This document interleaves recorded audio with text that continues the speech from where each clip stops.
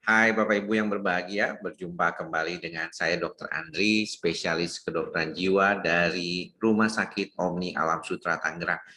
Pada kesempatan kali ini saya ingin sedikit kembali berbagi mengenai masalah gangguan panik ya, gangguan kecemasan yang paling sering dialami oleh banyak orang nih, terutama pada kasus-kasus gangguan ini tertentu seringkali menimbulkan problem yang tidak kunjung selesai karena kadang-kadang pengobatannya itu tidak tuntas ya. Dan salah satu tipikal pengobatannya memang harus membantu dulu supaya sistem saraf pusatnya itu menjadi jauh lebih baik, lebih stabil, kemudian nanti bagaimana mengelola selanjutnya.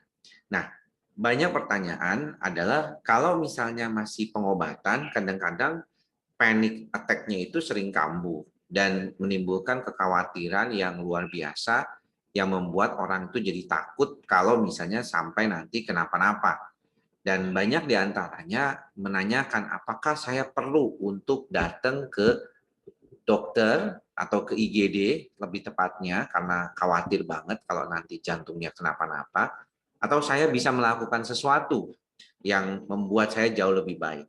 Nah, tentunya saya suka sarankan ke pasien, kalau teman-teman itu memang mempunyai masalah gangguan panik, maka pertama kali memang harus pernah melakukan setidaknya EKG ya atau ECG, elektrokardiogram ya. Ini suatu pemeriksaan standar untuk menentukan apakah ada masalah di jantung Bapak Ibu. Lalu kalau misalnya ternyata tidak ada masalah, maka selanjutnya bagaimana supaya stabil sistem saraf pusatnya. Nah, untuk itu saya ingin menjelaskan sedikit bagaimana supaya kalau lagi kena serangan paniknya, itu gejalanya tuh bisa dikurangi setidaknya. Ya, atau tidak perlu sampai datang ke IGD.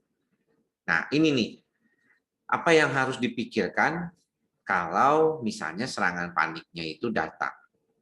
Ya, nomor satu adalah mengatakan kepada diri kita bahwa ini semua akan segera berakhir.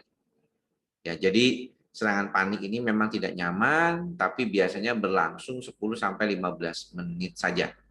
Jadi otak kita perlu memikirkan apa nih yang bisa kita lakukan supaya otak ini jangan sampai membuat pikiran-pikiran menjadi lebih kekhawatirannya menjadi lebih tinggi.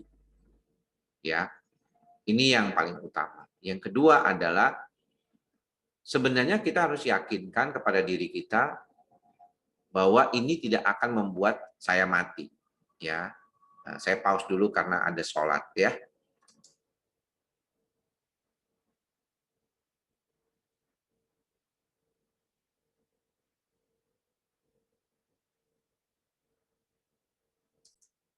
Nah, sekarang sudah kembali ya. Kita akan lihat kembali ya. Tadi kita ada panggilan untuk sholat, jadi saya stop dulu ya karena ini saya lagi kebetulan lagi buatnya sekitaran jam 3 lebih 15 menit ya.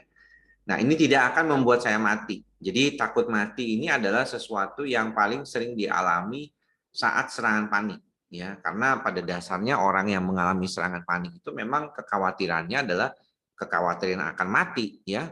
Jadi dia tuh kekhawatirannya sekali takut nanti kenapa-napa gitu.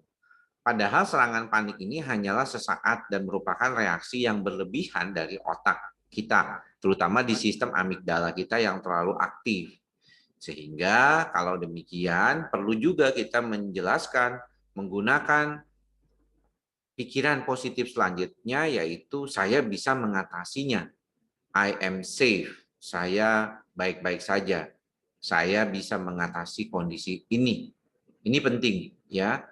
Karena pada dasarnya situasi-situasi seperti inilah yang membuat orang tuh mengalami suatu masalah, khawatir takut mati, kepingin cepet-cepet ke IGD, mikirnya tuh kenapa-napa ya, ada beberapa kondisi seperti ini. Dan yang paling utama juga dikaitkan dengan situasi ini adalah bagaimana kita bisa menilai bahwa ini adalah suatu reaksi tubuh. Ya, bukan sesuatu hal yang terlalu berlebihan, tetapi merupakan suatu reaksi tubuh yang bisa terjadi pada kondisi kita yang mengalami kecemasan panik. Nah, problemnya memang adalah teman-teman, banyak orang yang mengalami gangguan panik ini ketika serangannya terjadi itu tidak bisa berpikir lagi seperti yang tadi dikatakan di slide ya. Tapi mereka akhirnya sangat bingung dan akhirnya membuat pikirannya itu menjadi lebih susah. Kalau demikian apa yang bisa dilakukan? Yaitu melakukan teknik tapping ya. Jadi pada saat itu terjadi ya, tangan ini kan Bapak teman-teman bisa lihat ya. Nah, ini dia. Ya, melakukan ini ya bisa dengan kedua tangan ya, atau misalnya dengan di kelenjar timusnya di sini. Jadi ketika itu terjadi, teman-teman bisa diketuk-ketuk seperti itu untuk mengalihkan perhatian. Ya, karena bagaimanapun situasi ini sangat tidak nyaman dan bisa kita lakukan dengan cara mengetuk. Biasanya tuh banyak titik-titik yang bisa diketuk, ini juga, ini tengah kepala ya, bisa diketuk juga ini ya. Di sini juga bisa di bawah mata ini ya, di bawah kelopak mata ya, di timus dan di sini. Jadi lakukanlah tapping itu kalau misalnya memang cara-cara yang tadi sudah disebutkan tidak bisa dilakukan. Nah, pada dasarnya tidak akan membuat mati, itu yang penting karena itu yang sering kali ditakutkan oleh banyak pasien gangguan cemas panik yang mengalami serangan panik.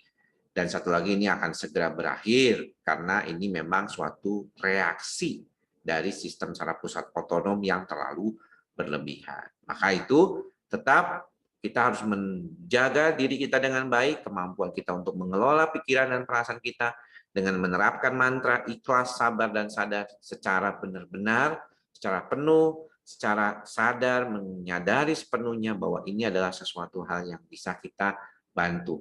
Relaksasi di otak kita akan membantu diri kita menjadi jauh lebih baik lagi. Demikian apa yang bisa saya sampaikan, mudah-mudahan bermanfaat ya teman-teman. Sampai bertemu lagi di lain kesempatan. Salam sehat jiwa, semoga semua makhluk berbahagia. Bye-bye.